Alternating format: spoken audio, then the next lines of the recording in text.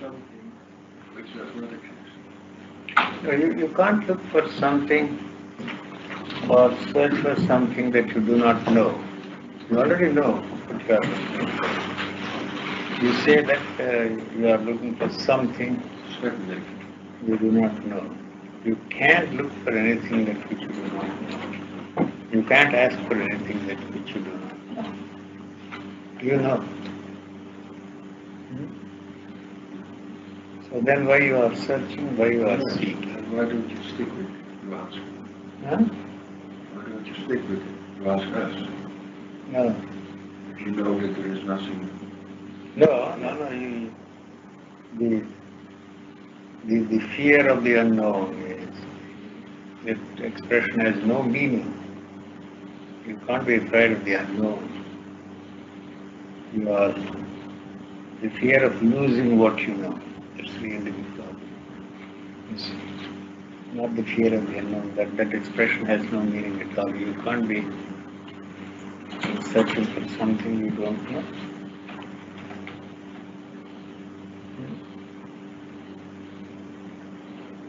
So, does it indicate that we have the feeling somewhere that we will lose everything if we will find death? See, what you know does not operate in your life. It has no relevance to the way you are functioning. That's really the crux of the problem. And if you continue to go on with that, it's because of the hope that somehow, it's going to be a reality in your life. It's going to be a fact of your existence. Or somebody, will help you. So in the future, through some miracle, you know a lot more than you can imagine. You know a lot. You don't need to know more about it. And yet why it doesn't operate in your life? Something is wrong somewhere. It can't be with you. It's with that, you see. So if you say that the teaching or whatever word you want to use has no relevance to the way you are functioning, you don't throw that away because of the sentimental reasons that if you brush aside the teaching, you are brushing aside the teachers also. It is not 1, 2, 3 or the hundreds of teachers. You see, one is enough. If you finish with him, you have finished with them all. Not one after the other. See, one system after another, one philosophy after another, one teaching after another. It has no relevance, you see, to the way you are functioning. Absolutely no relevance. And you are trying to relate that teaching to the way you are functioning, and so naturally there is a demand on your part to bring about a change in you. Changes are all that you are interested in. There is nothing there to be changed. So the talk of change, radical mutation, such phrases, are very fascinating to you. So you are hooked to that and you put yourself on a merry-go-round. So you learn a new language and then you begin to look at things through these new words, new phrases, and then experience things through the help of this knowledge. But basically it is the same. So knowledge is not going to help us. What's the point in saying that? We're sitting here and asking all the questions. Is to know more and more and more. If not here, you will go somewhere else. I'm sure of that, you see. What brings you here will take you somewhere else. If you don't get what you want, you are not going to get what you want. You see. So that's the reason why I'm asking, what do you want? What you want, you can get, you see, in other areas. This you are not going to get it because it doesn't exist. I can say that for the end of my life, it doesn't have any effect on you.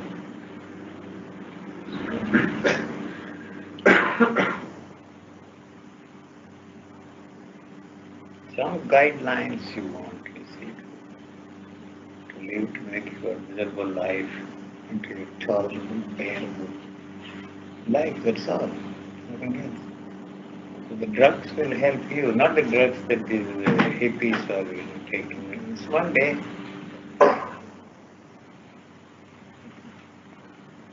You will have to, like the painkillers, you see, the pleasure pills, ecstasy. You can experience anything you want. The hope is in medical technology for all your problems and not the teachings of the religious teachers, past, present, or the teachers yet to come. They cannot help you. No.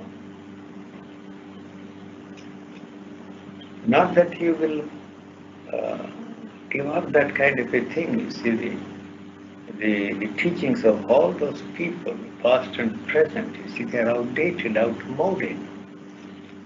Very soon the discoveries of modern technology will point out the absurdity of all that nonsense. If you still talk of awareness, it is too ridiculous, you see. There is no such thing as awareness. The awareness is an activity of the brain. And there is no such thing as consciousness. There is no such thing as consciousness. Consciousness probably is another word for life. What is important to you is how you become conscious of things out there and conscious of things inside of you. How you become conscious of yourself. So that is only through the knowledge that is given to us. Otherwise, you have no way of experiencing yourself. You have no way of experiencing yourself. You have no way of experiencing the world around you without that knowledge. So you have to depend upon the knowledge. Otherwise, your existence is threatened. To experience yourself as an entity, this is me. These are my experiences. Those experiences are created by the knowledge. Otherwise, there is no experience. Without knowledge, you can't experience a thing. So that knowledge gives you experience, and every experience you experience strengthens and fortifies that. It goes on. It's a vicious circle. And you superimpose on that, you see, the spiritual stuff. You are not satisfied with your Christianity, you bring all kinds of teachers from outside and have plenty of stuff to exploit you. So, it's not my interest to help you, to make you see the absurdity of what you are not going to do it anyway. I'm not here to liberate you. I don't come here to liberate people. I don't go to America or anywhere to liberate people. My talking is incidental. I did not come here to hold discussions or meet people. My meeting people is incidental. My talking is incidental. Take it or leave it. Hey, Yuti, Yeah. you said the other day, Other day we forget. okay, then it's now again, Now. that I have to know what I want. And I said the whole day with it, I have to know what I want. And I want to know it by thinking. Yeah, that's the only way you can. Yeah, but when I do that, it makes me crazy, and I do not know what I want. Yeah. And I said, and I was going down, and you also said, you need not my help. So I thought, You okay, need I what? go, and I need not your help. And I was at home, and it was horrible. You are I here. can't come out. You are here. Back here. So If I not can't here, do you any will, step. I if will- not here, you will go somewhere else. Don't bother, you see. I'm not concerned about that. Whether you are here or go somewhere else. It really doesn't matter. So, you see, want anything you want. How do you go about to get what you want? Forget about the spiritual things, material Yeah, things. no, it was no spiritual thing at all. Now forget about it. You see, how do you get what you want? What do you do about it? Take any specific thing, you see. Don't talk in generalities. What you want to get something. Yeah. Huh? So you get it, but you see, you don't do it, you see. You begin to think about it. The moment you think about it, you need some ideas, some material to think about it. And somebody supplies you that material, you see. The ideas, the words, the phrases. So, wanting and thinking are not two different things. If you don't want a thing, there is no thinking there at all. I don't understand. Wanting If you and want thinking anything, are it doesn't not- matter whether you want, you see, the material things or the spiritual things, you see, any want that is there. Huh? Oh, yeah. Start thinking. You see, you know. I want to reach out, you see, reach out, but then something else then comes into the picture and tells you watch out. You see, these two things are there, you see, that it is that has created the neurotic situation in you. Yeah. Two things, you want two things at the same time. You want and then something else says don't. You know, dangers. Yeah. So that destroys the possibility of an action. Yeah. You are not acting. You see, it is only that action that I am talking about. You don't act. You cannot act as long as you are thinking. Unless the action is there, the problems cannot be solved. You don't even try.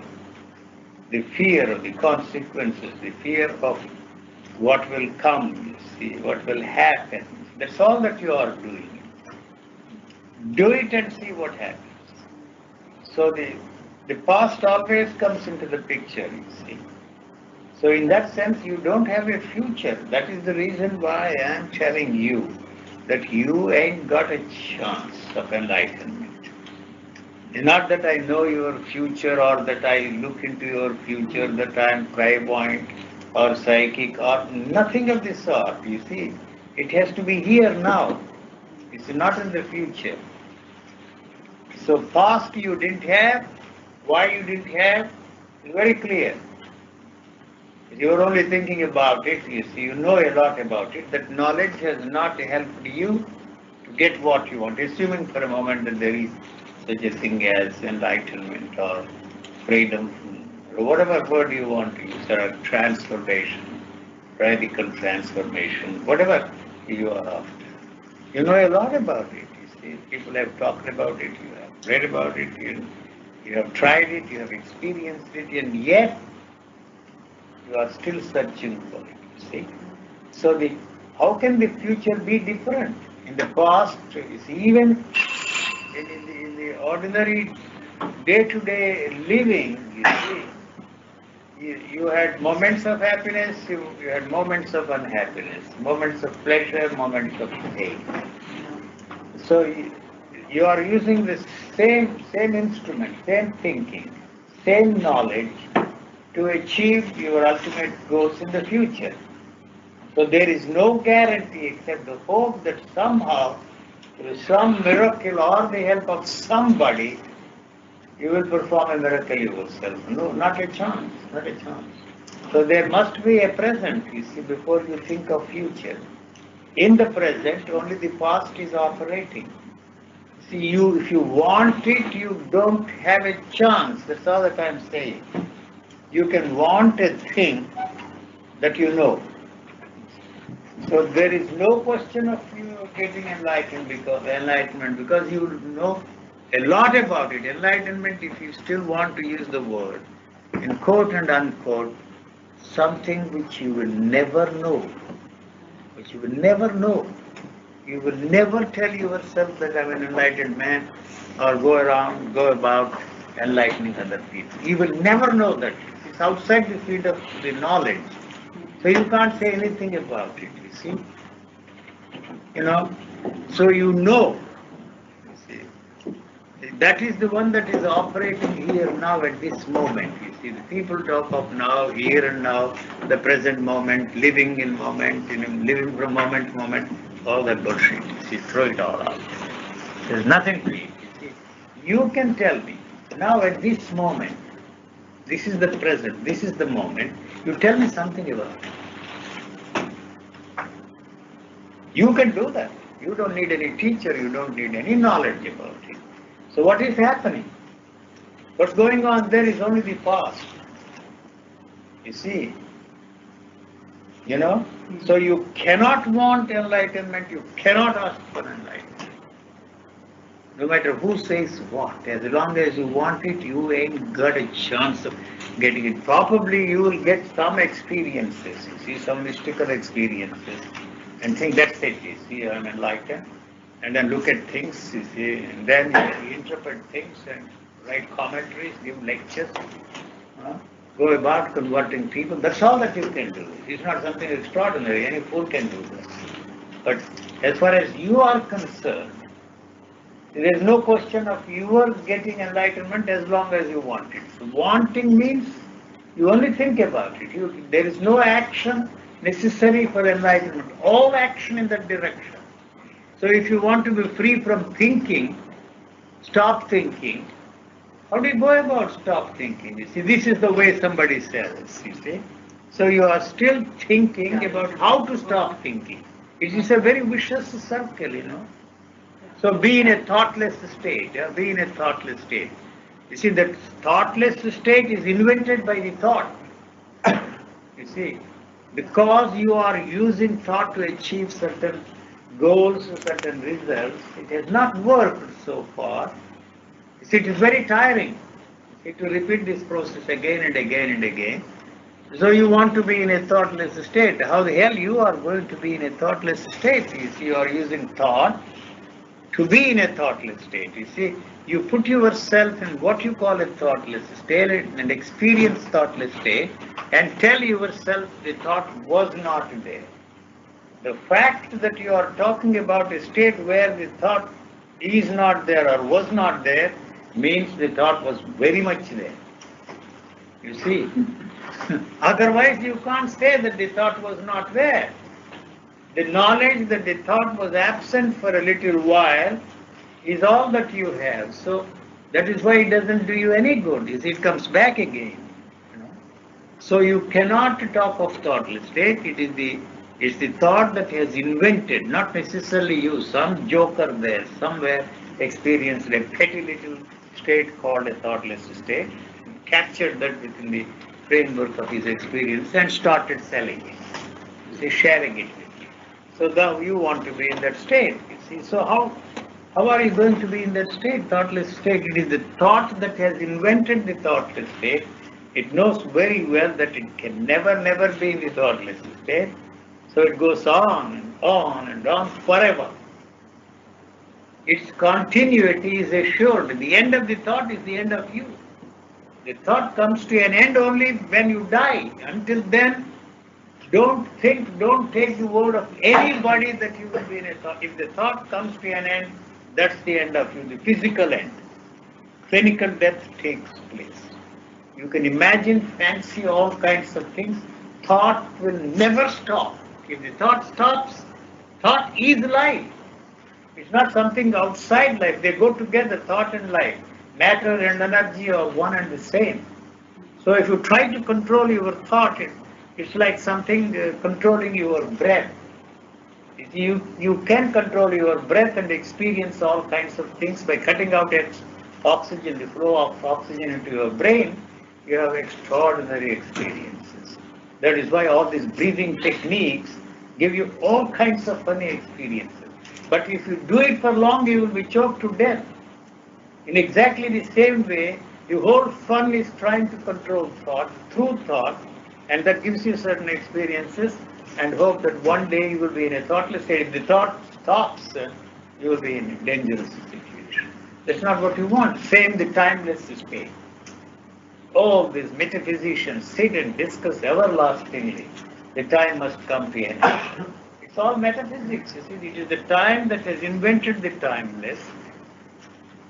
and it pursues the timeless. And in this process, it experiences funny little things called timeless state experiences. So it wants more and more and more and more, and there is no end to it. The time is another word for thought. The moment the thought is born, the time is there. You see? So the enlightenment you are interested in is in time. If the time is absent, the thought is absent, so the enlightenment business is absent. So it is not something that can be used by you to solve your problems. Your problems can never be solved by becoming enlightened. What I don't understand is your message to me is that I don't need you. Mm-hmm. Yeah, I can't listen away to you. I don't understand what happened to you. That's not no importance to you. No. No. But why are you teaching and talking and trying to give, although your arguments that it doesn't work for it, you still give me information to let me think. Yes. So for me that's double. I don't understand that. No, it's not very clear to me. I get the hang of what you are trying to say. You see, it is adding more burden to you. Is that what you are saying? Huh? So what do you do then? You just get up and walk out. That does not solve the problem for you. No, but you gave me that information, but you are here to talk about it. So you Because want you to are give me here, some information. because you are here, I'm talking. Because these people are all interested in that kind of a thing, I'm talking. So otherwise, whatever subject you want to discuss, I can discuss. If you are not here, I go and watch television. I was doing that before you came. It has no importance. To me, whether I talk to you or watch television or go for a walk or do anything, it's of no importance to me. Because I'm not talking with the idea of helping you at all. No. When you're talking, I think. The helplessness of the situation is all that I'm trying to focus, spotlight, in this so-called conversation or whatever you want to call it. You see, the teaching implies that there is something that is given to you which you can apply and produce results for yourself, bring about a change. Teaching implies change. And I am saying that no change is there necessarily. It's quite the opposite. So, if you want to call it a teaching, it doesn't matter. I myself don't know what to say, all this stuff. You see, it doesn't matter, but what I am saying is something which cannot be used by you to bring about a change. That's all that you are interested in, not necessarily enlightenment. You see, you are dissatisfied with your life, so you want to change it, you see, That's all that you are interested in. It doesn't matter what you want to change there. But the instrument which you have is only the thinking. You see, that's all that you are doing. What I am suggesting is that through thinking, you ain't got a chance to bring about any change. If the thinking is not there, unfortunately, it is there always. So there is nothing that you can do to bring about a change. So it may sound very, very pessimistic, very negative, very gloomy, the picture. I am not presenting the picture as a gloomy picture or a pessimistic picture or a negative picture. But what is so marvelous about, you see, your positive approach to the problem, So the so-called, if you call this a negative approach, it is still related to the problem you are interested in. Positive approach is failed, so you have invented this thing called the negative approach, but the negative approach is still interested in a positive goal. The positive goal is to be happy always, without moments of unhappiness. Right? That's the interest of everybody. How to have pleasure only without pain. But I can sit here and talk for days and days and point out to you that what you call pleasure is pain.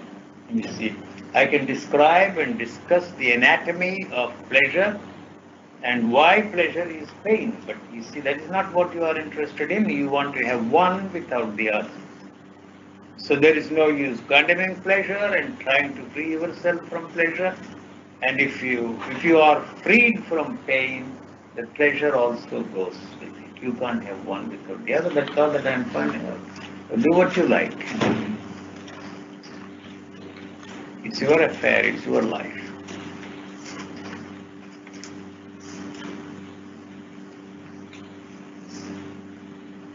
I am talking of enlightenment, the subject in which I have no interest at all.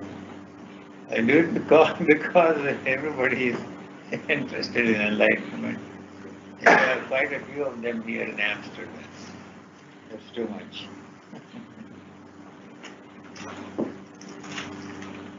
But what is then the meaning of living? Why should there be any meaning, sir? Tell me. Living itself is very important. As long as you are interested in the meaning of life, it makes it difficult for you to live.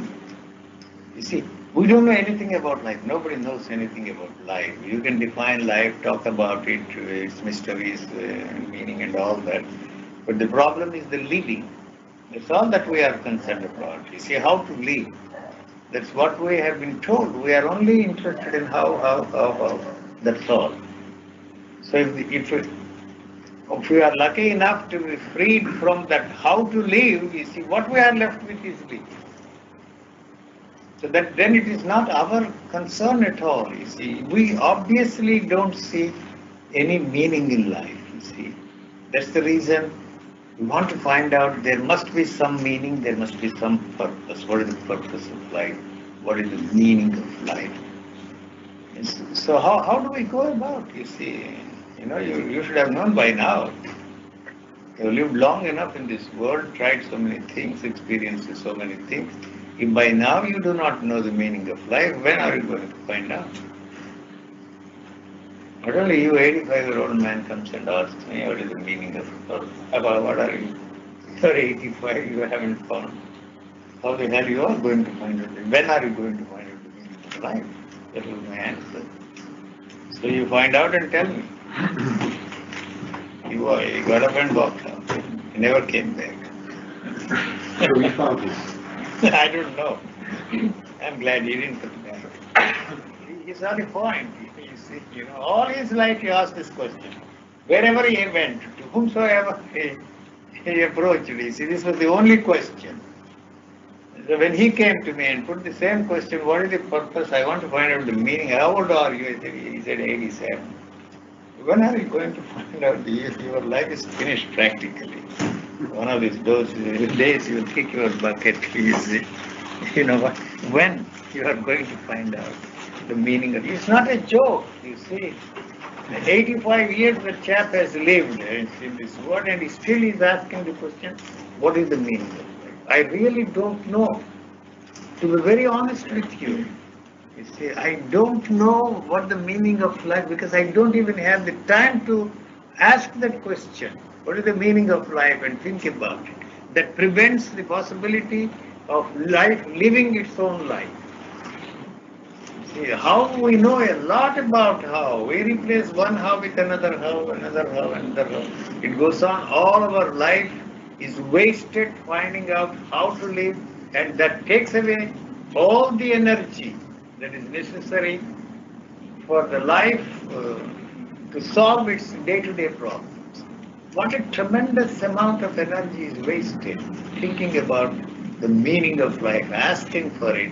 What are we doing after all is thinking about the meaning of life. This is the meaning of life. This is not the meaning of life. What an amount of energy is wasted, you know.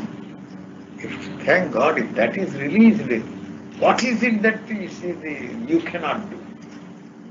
That's all that we need, energy.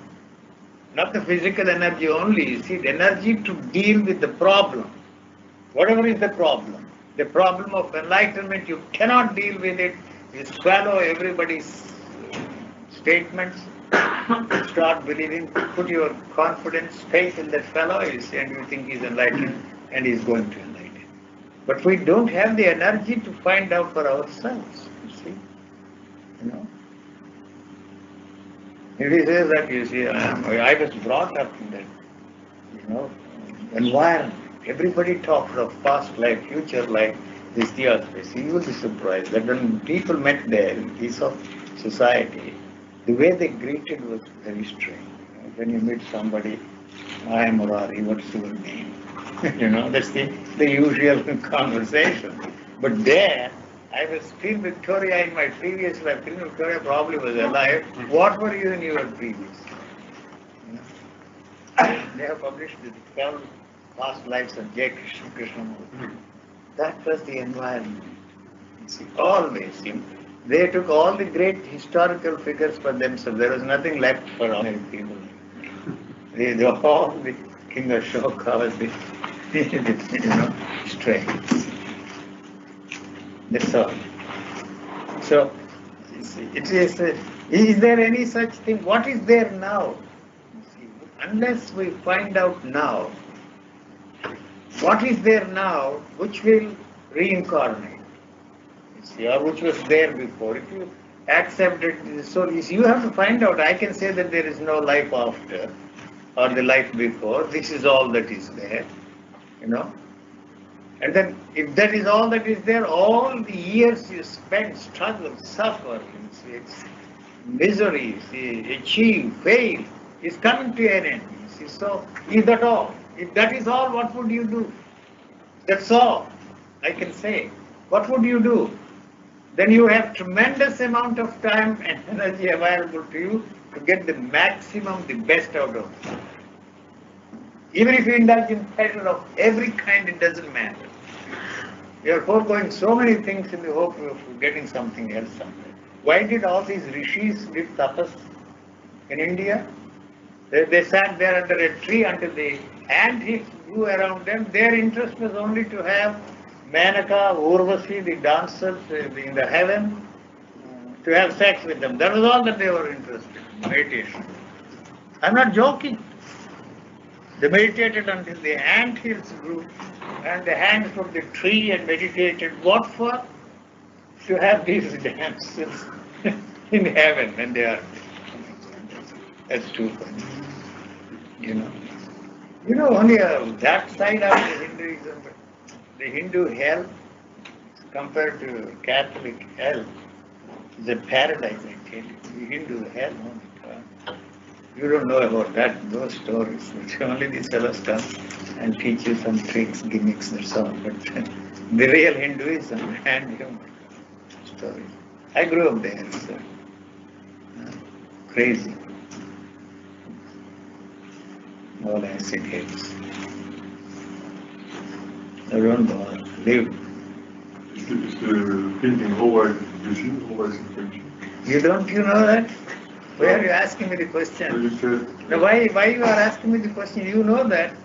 no. It's going on and on and on and on. But You see, as long as... thinking Sorry. is a reaction of effect that's there at that moment. So if it's a reaction... You are always thinking about something.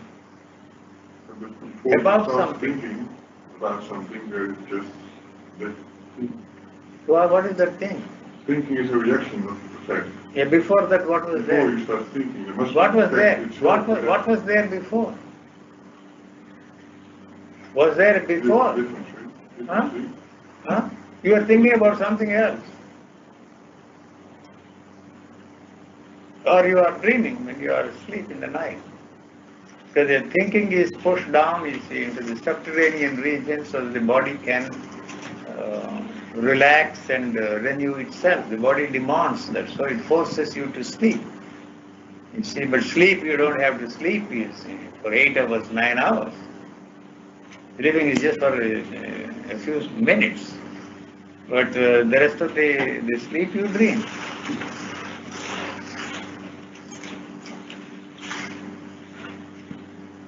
Because you are dreaming in the daytime while you are awake, you dream in the night. If you don't dream now, you don't have to dream in the night.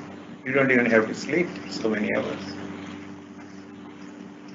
So anyway, that is beside the point. So, is there any moment when you don't think? must be. Well, why do you say must be? Because the thinking itself is a reaction of something. Yes, you're putting thoughts together. So there must be. They don't assert, you see. You tell me, you can find out for yourself. Just don't say there must be. There may not be. There is no moment when the thinking is not, thinking is absent. You may be thinking of 10 different things, you see. So there is always going, you see, the thoughts, that they are not important. The problem arises, you see, what you call thinking is only when you use those thoughts to achieve some results. That's all. Otherwise, whether the thoughts there or not there, you will never know. You are using them to achieve certain results. Whether they are material goals or spiritual goals, it really doesn't matter. That's all. We use them. And so it is always a protective mechanism. Thought is a protective mechanism. To protect yourself, you use thought. Huh?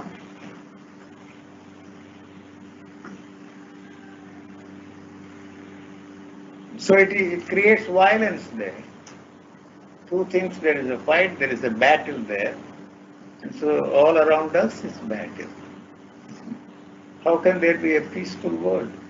To be at peace with yourself, through war you are going to create that peace. It's impossible to create peace through war. You see?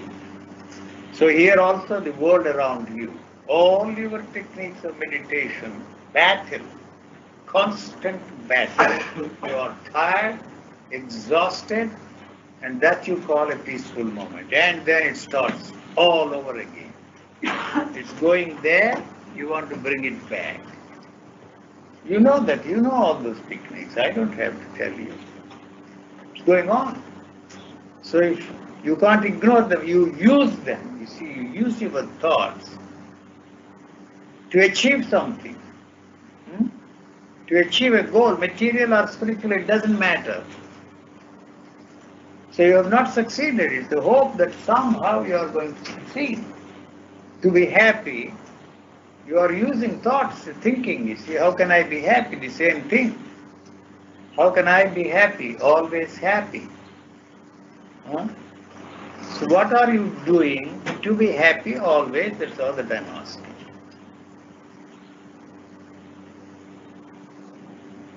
Then the next thing is, what gives you happiness? You see, if you achieve certain things, you are happy. If you don't get what you want, you are unhappy. If you get what you want, you are happy.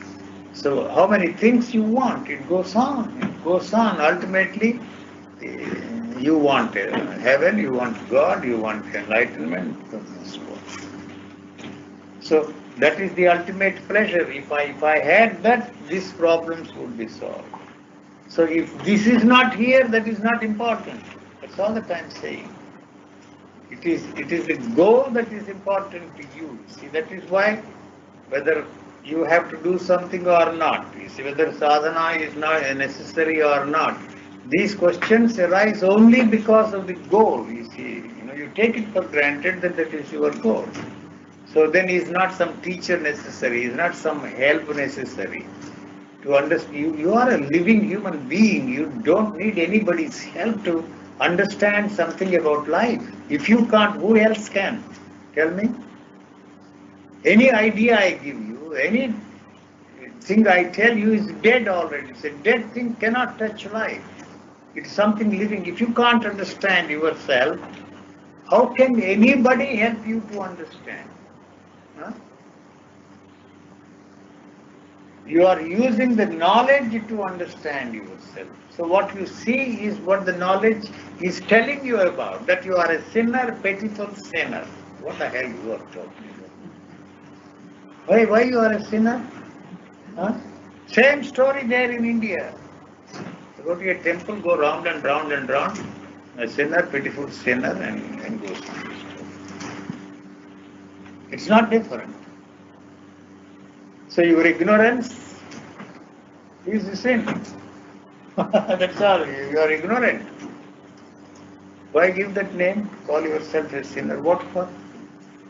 So you look at yourself through what those people have been talking. You see, if that is not there, you have no way of looking at you, don't even want to look at you, because there's nothing there to look. Seeing, observing, looking, knowing. Huh? What the heck these people are talking about? What is that? Observer is the observed, is waste of time. Wasting time. So much so you don't have time to live. It's an extraordinary word. What is it that the world can't give you, sir? Huh? The nature is something extraordinary. Not go and look at nature and paint some filthy pictures. That's no good also. You don't have to do it. Take walks, look at the sun, watch the clouds, jump into the river, do what you like. If you don't have to do a thing about it. Plenty, there's plenty in nature. If I get you right, say, forget all about what you are projecting as a goal in the future. You can't forget about it. No chance. No. But forget about it. It's just a word, forget about it. Just forget it. So it's a waste of breath on my side to tell you. You know you are not going to do it. That's all. And why you are saying that? See, you may very well ask me the question. This point you are not going to see. Everybody else says do it. You see, this is another line for you. Just forget it. You pick up another phrase, just you have not forgotten it. Yes, just forget it. Just the way you repeated all the other lines, you are also repeating these lines. That's all. That's all that you can do. That's all that the tape recorder can do. Whatever you record, it repeats. You erase that and you record something else. Even if you erase whatever, the other things are also still there. There will come a time when you will be able to get it back. Both, every line that is recorded. Yes. Then, It's true. yeah, that's all. There is nothing marvelous. You are a machine. Right. You are a monkey. Monkey. I completely accept it. What's wrong with that? So what is so marvelous about the man? Nothing there. Simple. It simplifies everything. If you think that you are a human being superior, it's good. So a monkey simply enjoy. And if you are born with a great purpose, you know this. It is not an easy thing to be born a human being. I tell you the story. One great monk who came to see me with all his disciples, he heard of me. And why am I born here? He thought that I would give the usual line, you know, it's not an easy thing, it's a great opportunity for you to be born as a man. And you see, this is the highest thing, you know, there is a Hindu line there. Yes. Yes. He said, your parents made love. He got the shock of his life. He got why was I born? He said, you know, what are you talking? Yeah. You are very frivolous, ridiculous, he said. But what do you expect me to do? Is that a very profound question? Huh? Why was I born? Huh? What are your commandments? Another monk came to me, a holy man. What are your commandments? It's all useless. What are you? First thing, steal but don't get caught.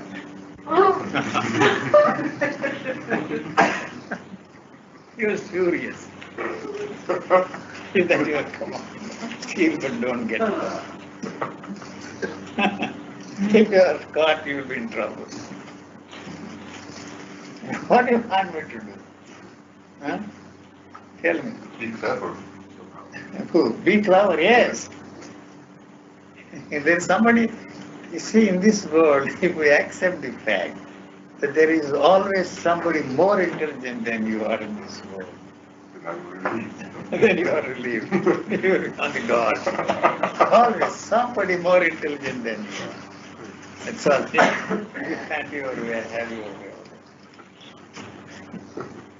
Now, joking about, I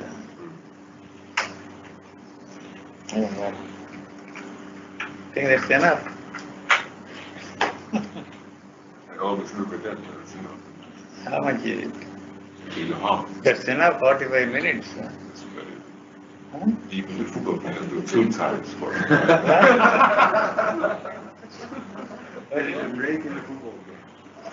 Football game. 45 minutes. All right, we'll have a break. The second half. That's very, that's just in time. Total, how many hours? One out of thought is destructive. Not only destructive to the body, but destructive, progressively destructive in the direction of destroying everything that man has built for himself. Not anything is destructive. If you are hungry, Just noise, this one. Yes, it's what I thought yesterday. Yesterday you said something like, at least it was, I'm not recall it correctly. I think it came down to the following thing. I thought. You said something like, you do not exist. And immediately this machine says, yes, I know. You know that you do not exist. Yes, this is ridiculous. Yeah. But this is a kind of a chewing gum in which we are. No, I'm not trying to trick you into any situation to... No, nothing. You see, you don't exist, you see, except as an idea, as a knowledge, you see. Now, what is it that tells you that this is your hand? This is your hand, yes. But if you ask me whose hand it is, of course it's my hand, that's all it is. You see, that implies there is some reference point which identifies this hand with it, you see, some entity there. Where is that entity? No, the entity is the knowledge.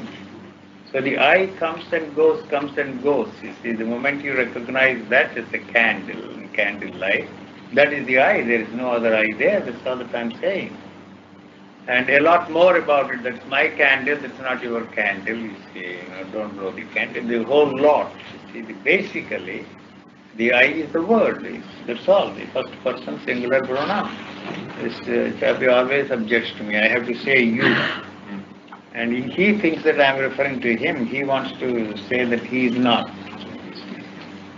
but he is something different, you see, not like all the others. So when I say you, it's in contradistinction to the first person singular pronoun. I say I, if I say I all the time, it is boring. So if it is you, it's also boring. So sometimes I switch to, and I don't want to use you and I and make it poetic. You and I, or the speaker, or what is being said. That's more egocentric, more boring. There was one Swami there, Ramdas his name. I think he died in 63. He has a big ashram. His mother is still there. He always referred to himself as Rama. You see, Ramdas his name. See, Ramdas. Ramdas is delighted to meet you, Mr. Krishna. Ramdas wants to take you around this ashram, show you. Ramdas, what the hell you talk? Why not you use I and get it over? If it's too disgusting, see, Ramdas will be delighted to have you for lunch. If you forget it, keep on going. Use I will be glad, I will be happy. Why Ramdas is delighted? What nonsense? He is more self-centered than an ordinary man. What does he prove by that? You see that the I is absent there or what? This is a mode of communication. See, I use it so many times. See, it doesn't mean anything. It's the first person singular pronoun. And you, I, he, she, it, as it is. You can do what you like. So that does not prove that you are free from all that.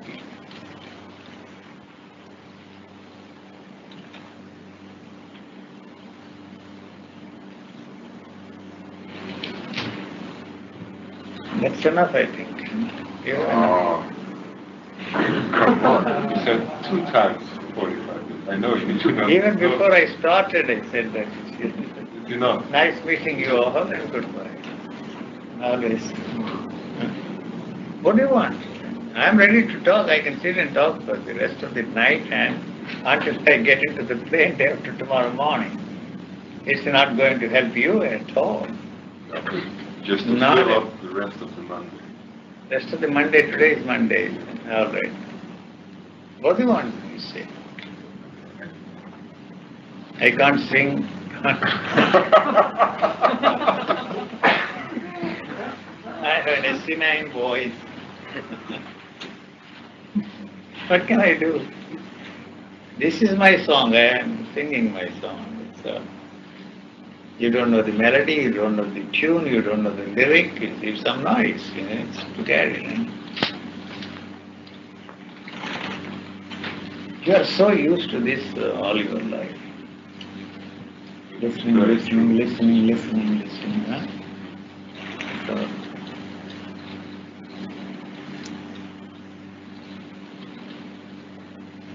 what, Mr. Hank Schoenwell? Do I have your permission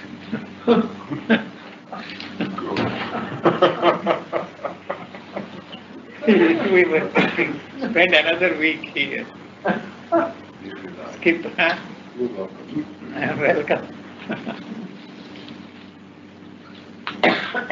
But I want to know something more about the pleasure pain business. Yes. It is our own invention, Huh?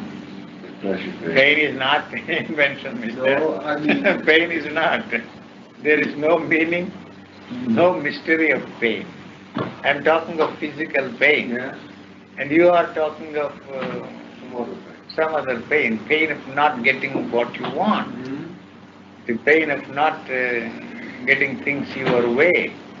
The pain of not reaching your goal, that's what you are talking about, and you use the word psychological pain. I'm talking about the physical pain. Everything is physical. So, we are talking of two different things. So that And even this physical pain is relegated into the background by the religious people telling you that you must bear pain. You see, endure pain. And that's a sign of spiritual qualities. If you endure pain, so the whole religion is built on the foundation of pain. You don't understand masochism. You are a masochist, you see, you enjoy pain and make a virtue of that. You enjoy poverty, you don't enjoy poverty. You make it's too bad that you are poor. But why make a virtue of that? If you make a virtue of that, you will not do anything to free yourself from your poverty, see. So these were all the tricks of the religious people to put you there, where you forever there. Yes, certainly. Nothing else. So what is the other pain you are talking about? You tell me. Psychological pain. Physical, let's call it physical pain. Also Physical affecting pain. the physical pain. The so-called psychological pain is also affecting the body. So the body is not interested in your bliss. The body is not interested in pleasure. You see, so the moment there is a pleasurable sensation, there is a demand. You see, each sensation has a limited time, duration. So there is what is called a pleasurable sensation. You see, the translation of a sensation as a pleasurable sensation. You have already translated that. Holding this with your hand, holding this and holding the hand of your delicate darling, as far as the physical sense of sensation and touch are concerned, they are all the same. The sense of touch does not say that this is hard and this is soft and that is soft and lovelier and delicate. It doesn't say anything. You understand? So the knowledge comes, the thought comes and tells you that this is hard. You see, the sensation of touch does not tell you anything. The knowledge you have of this tells you that this is hard, and that is possible only when the space is created between the two. Otherwise it is one. You see, this thought creates the space here. So that is why they say that thought is space. You see, at the moment the thought is born, the space is created. Not only here, all around you. Not only all around you, but also inside of you. You see, this is a pleasurable sensation. You understand what I am saying? So, thought is space, thought is time. You see, thought is matter. You see, it creates the materiality of this, gives substance to it, and then it says hard. You see, that is the soft. So in exactly the same way, there is a sensation which is neither pleasurable nor painful. It is just a sensation. That sensation is translated by you as a pleasurable sensation. That is inevitable. You see. So I am describing the anatomy of, to give you a feel about it. You see, why it is a pain I am telling you. So the moment you see you translate a sensation as a pleasurable sensation, there is a demand for the pleasurable sensation to last longer. So the body is rejecting, you see, any sensation that stays there longer destroys the sensitivity of the body. You see, if you want to look at the flower, focusing on that, the clarity is lost. You see, the eye must have clarity. So you are interested in the clarity through the use of thought. Look at the flower, you are looking at, concentrating on that, seeing the details and so on and so forth. But that is not what the physical eye is interested in. There is also... So you see, so the pleasure, the moment you see, you translate that as a pleasurable sensation, there is a demand for that, you see, to last longer. So it is choking you to death. It cannot. It's like holding your breath for long. So you don't even know that you are breathing, are you? Aware of the fact that you are breathing? No, at no time. It's not necessary for you to know. You sit in one corner and then you see, for some reason you are asked to control your breath. You see, then you become conscious. You use your thought, will, and then try to control your breath. So why the hell should you control your breath, expand? You can't expand your lungs, you can't expand anything there. These jokers come along and tell you. So by controlling breath, you are denying oxygen to the brain. That's very simple. All these techniques, you see, those people have invented, they have nothing else to do there in India. You see, sitting there in the jungle there, enrolling in the grass, on the grass, looking at the sun, drinking so much juice, you know, your acid hits. And they experienced all these fantasies and shared these things with the others, and you pass them on and on and on and on. Some joker experiences the same thing and talks about the same thing. So why the hell should you be aware of the breathing? What for? So you are wanting to do that. You see, he is the one that is creating the knots in the body. It is not flowing normally. So you create a problem. And then all these jokers about it, Vipassana Buddha used the technique. Who the hell is he? He knows that he used this last technique, Vipassana. You make a big business out of it. To be aware of your breath from the origin to the end. So you are doing something, it's the one that is responsible for the tensions in the body. It's not the other way around. You first create tensions and then you want to... You see, if you have very seriously tried these things, you will discover. I discovered these things long time ago, when I was 14, 15. There was something funny about the whole business, you see. You know? So the fellow who wrote the books, who taught me these pranayams, I told him, look here, you are kidding yourself. I have no objection, you can kill yourself, but you are not going to kill me. Do more and more of the same. I am not interested in doing more and more of the same. I have done enough, you see.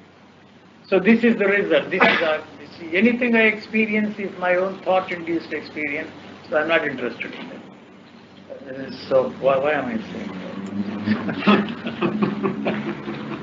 that? My line cut. So we start on. But if I understand you well, You haven't understood a thing. The same applies to Everything. Yeah, we are going back to the pain, I'm sorry. You are going back to the pain. So the moment you try, you see, to increase the duration of the particular sensation which you call pleasurable sensation, it is pain. It is pain there. That is what you see. The impossibility of holding on to the pleasure is pain. You see, that's all that you are experiencing. So it is not that the pain comes after pleasure, but the very pleasure is pain. So I am not saying for a moment, please, that you should not have pleasures, deny yourself pleasure. No. So your enlightenment, freedom, transformation, that is the ultimate pleasure you have. Your purpose in all this is to have this permanent pleasure, permanence in everything. There is no such thing as permanence at all. So you are not going to succeed. You may have some hope that somehow you will succeed, but your interest is pleasure. Your ultimate goal is ultimate pleasure. And so the enlightenment knocks not pain but pleasure. That's what I am telling you. It knocks off pleasure, not pain. You are looking for something to free yourself from pain. So you are looking for something which will keep you happy always. So that will knock off the happiness and not unhappiness, because there is no such thing as unhappiness at all. See, there is no such thing as unhappiness at all. If you don't know what happiness is, then there is no unhappiness. I really don't know what happiness is, so I can never be unhappy. You know? People tell me, oh, you must be always happy. And what the hell you are talking? I don't even know what happiness is. So how can I be unhappy? So all what we do is adding to the pain. Yes, pain. You love pain. Same applies to Pain. listening. That's all. That's what you want. You don't want to be free from fear. What's the good of my telling you? Somebody around the corner, he has some gimmicks. He runs a shop there. Sells you. Go. Good luck. It's not cynical. I'm telling you, go and try. Put yourself to sleep. Take some drugs and sleep. Very soon the medical technology will provide you with all drugs for your problems. Including enlightenment. You have a drug problem. You can't ban drugs. You are not going to the pleasure pills they have already. Ecstasy they have banned in America.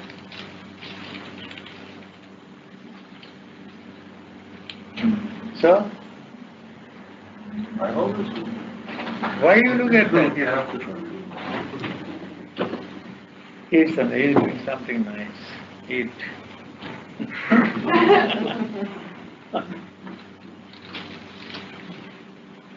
You don't want me to stop.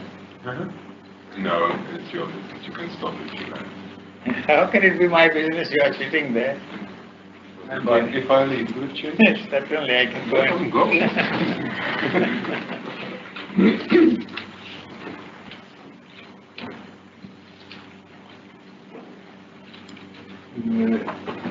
Comparing the struggle inside ourselves is the struggle outside the walls.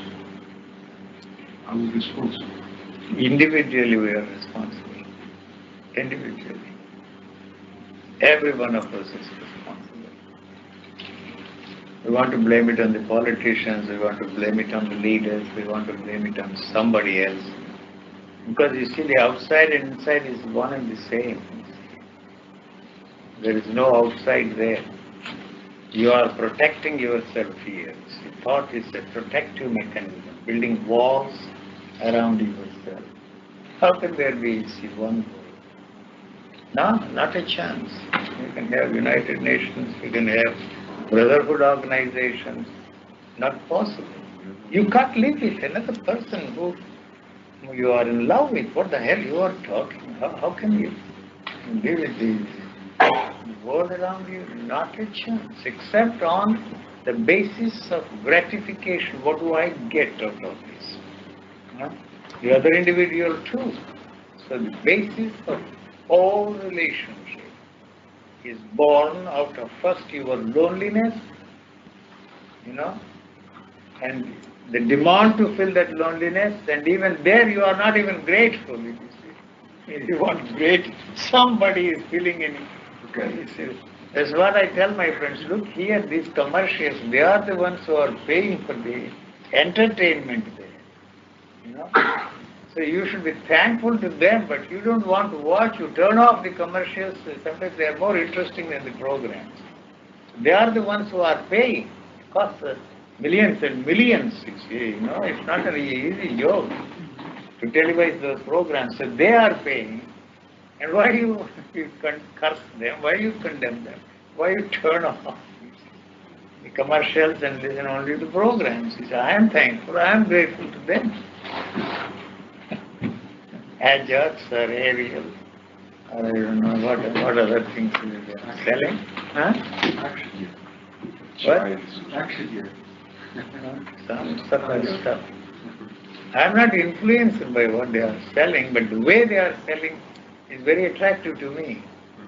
You see, not what they are, the product doesn't interest me. They're all the same. But the way they are selling is very interesting. No, sir, thank you. No, I wait. What? No, that's out of business. I'm not looking at you. No, You can do what you want. I can't do anything. I'm a helpless man. I know. Shall I help you, sir? May I help you? Who? See, I can't say no to anybody who comes to see me. That's my problem. It's not that, see, no, I can't say. What is it that I can do? All right, sit and say a few words and then goodbye.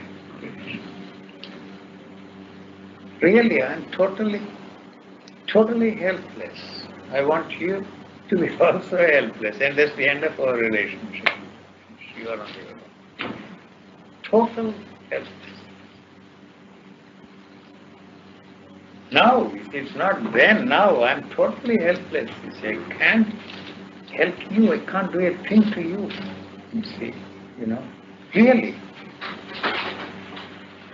Really, I can't. I wish I could, you see, but I can't. There is nothing that you need. You don't need help from me. That much I know. You don't need help, see, at all. So, but there is nothing that you can do. You see, not a thing. No, all right. We have come all the way from by now. So they will in any case censor, and I'm not interested in using the television to propagate anything or to give expression to myself. You see, in how many years I was going to America, but finally, you see, they came. I told them I will not come to the studio if you want it. And that's the way you are involved. Do what you like. I'm not interested. So you are going to say this on television, your life is in danger. Danger. It's in danger. Danger. It's a threat. To you it is a threat. Already. Individually. It's a threat, you see. To the way you think, the way you are operating. So they will not, they will eliminate me. I am not afraid. That's why I go. It's no loss to the world. No loss to anybody.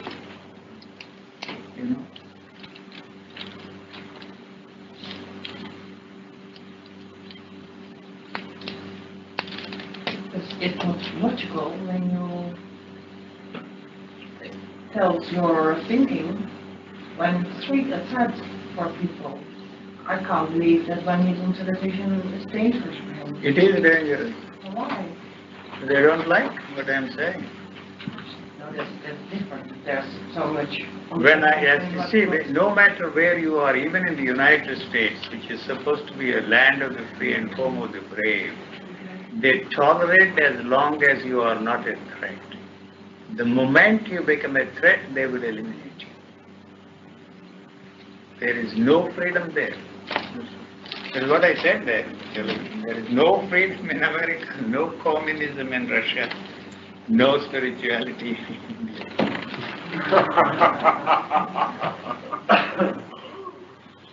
There is no communism in India. It's not going to be a stateless state anytime. You know. What is there? No spirituality in India. What is spirituality in India? I'm an Indian, I come from India. I grew up there. What kind of books did you read? Oh, I haven't read anything since 1953. Before that, I read everything that was necessary. True. I had 10,000 books in my personal library. Then when I left that house, they said you sell them by weight and buy some peanuts or something. Useless. What has not helped you is not going to help you. Anybody. If you are lucky enough to stumble into this kind of a thing, whatever it is, there is no question of your coming and thanking me or thanking anybody.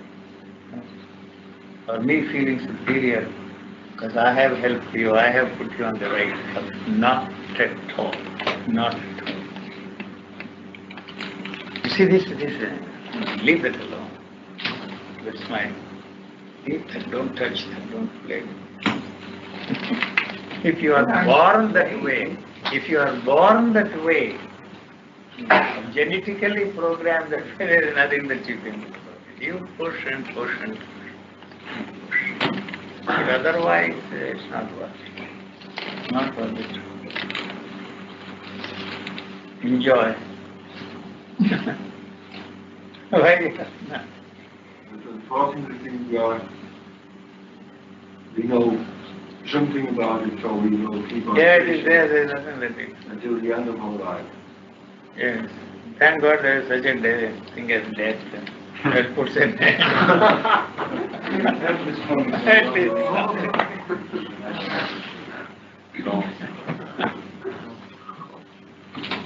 You don't want me to stop. How do we stop? What time is it now? Anybody? 10:30. That's enough. 1 hour. Magnificent. Come on, you sum up. Tell me what you make out of it. Nothing. I can't. Because otherwise I will not be You are not here, you will be somewhere else. That is no problem. That's your misery.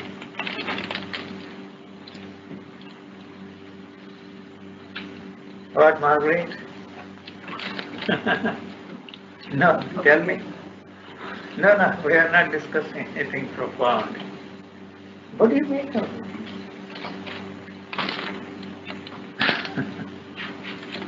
No, I'm not mystifying or anything. No, that's what I'm just How can you be interested in this kind of thing? How can you be interested in this kind of thing? You can't be interested in this kind of a thing. I think that we have the idea that when we could understand what you are saying, that we perhaps could be happy forever. That's what I'm saying. It's the ultimate, yes. I'm saying all the time that there is nothing to understand. You see how I stumbled into this situation, that there is nothing to understand. I really don't know. It's not the understanding that you are talking about. By listening more and more, looking at yourself and thinking over and over again, you understand, like the way we understand the mathematical problems or some technical problems or the legal problems, like that. See, but that's not that is not the instrument, and that instrument has not helped you to understand anything. And If that certainty dawns on you, there is nothing to understand. There is no other instrument. If you invent intuition, there is an intuitive way of understanding, there is another way of understanding. No. That's the only instrument you have, the intellect which we have developed. It's not acquired, it is developed. Intellect is developed. Intelligence is native form, like the animals. We are highly evolved species, so our level of intelligence is more than the level of intelligence of the animals. That's all, that's the only difference. Otherwise, the acquired intellect cannot help you to understand something that is living. Living problems cannot be solved that way. And the intelligence that is necessary for the survival of the living organism is already there. Nothing more needs to be done. What do we do? There is nothing to understand, I am saying, and you are all the time trying to understand. Are you saying that? He's tired. Yeah. I think it's time for us all to sleep. Go to sleep. Mr. Hanks called His question, he is coming to India and he will... That's his answer. But the answer doesn't make it necessary, of course. Even before you... But I will come to it. No, I did not complete the sentence. You can try your luck with other teachers there. No. All right. Now That I will not do. Hmm? That I will not do. Hmm. You know about it. Anyhow, but I said, what I was trying to say, that you are saying to us, I don't have the knowledge of it, so there is no memory of it. So I cannot tell you What is that? how I What is that? Yes, it. how I stumbled into that. Yeah. So there is nothing to convey from my side to you. Huh? No. It's not clear. Say that again.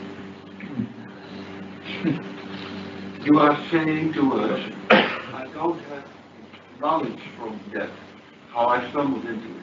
Listen, let me put it differently. I really don't know how I stumbled into this. That's what I'm saying. Right. This is not what you are interested in. This is the second statement that I am making. This can't be, you can't be interested in this, what I stumbled into. What you are interested in is totally different. See? What you know. How do you know that what we want and what we are after is something else than what you stumbled in? Because I was also looking for the same thing. Yeah. Yes. It starts with this. It starts with that. There is no way out, there is nothing that you can do about it. We are all cursed that way, you see. And then somewhere along the line, it has to occur to you that this is not leading me anywhere. You know, there is no use going to 10 different teachers. If you see one, you have seen them all. Not through understanding and not through intellect. And what is it that is there for you to do in that case? Nothing. You say nothing. I don't know. I try everything and nothing works so far. Nothing and works. just wait. You are waiting. Just go on living and do the things I think I You have can't to do that also, unfortunately. You see. You can't do that. You can't go back, you see, and live like anybody else. You see, you know, that's the problem. Either you have to find an answer or there is no or. You have got to find an answer for that if there is an answer.